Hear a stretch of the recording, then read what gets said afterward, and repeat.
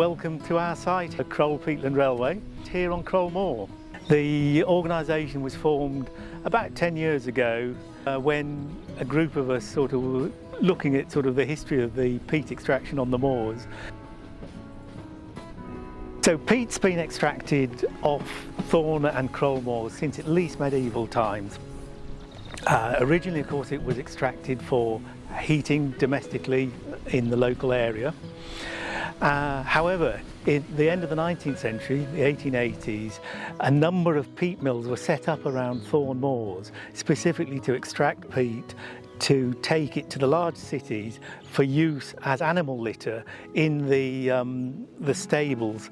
And this demand could be fed by the peat mills round the moors, who processed the peat and then loaded it onto mainline rail wagons to take to the major cities.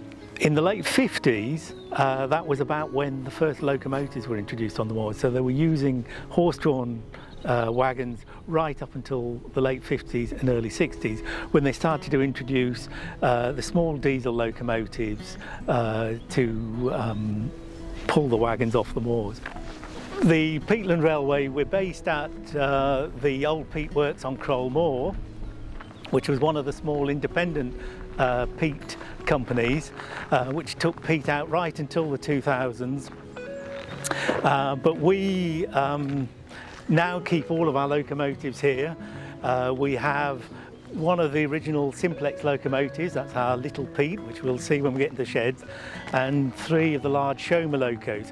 The Shomer locos were introduced in the 1990s when the peat extraction method on Thorne moors changed from the block cutting of peat to the finish method, or the milling of peat, which was a much larger area of peat was cut, and this peat was putting large trains of wagons of up to about 40 wagons.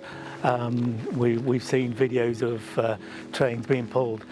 So this is Little Pete. This is our restored simplex locomotive, and was probably, was the inspiration to actually form an organisation to preserve the history and heritage of the moors.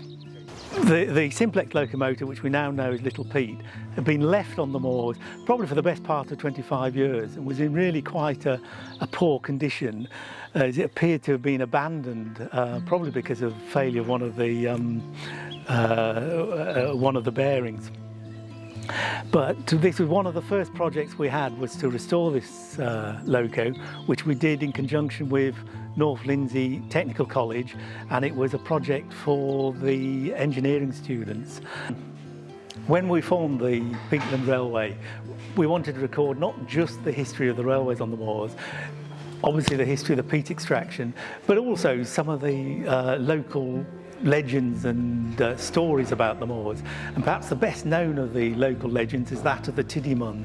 So that when the drainage of the Isle of Axon was taking place in the 17th century, the Tiddymun and the Tiddy people were blamed for causing animals to become sick and children to become very ill.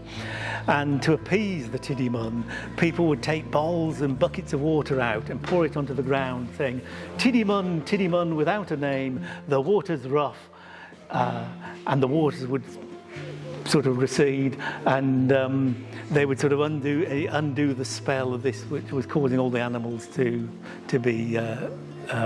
become ill. We're highly reliant on our volunteers.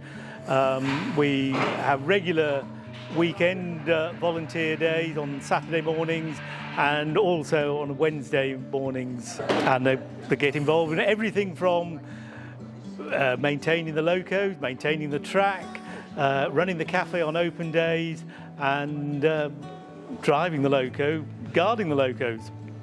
Just get in touch with us, speak to us on an open day, or contact us through the website.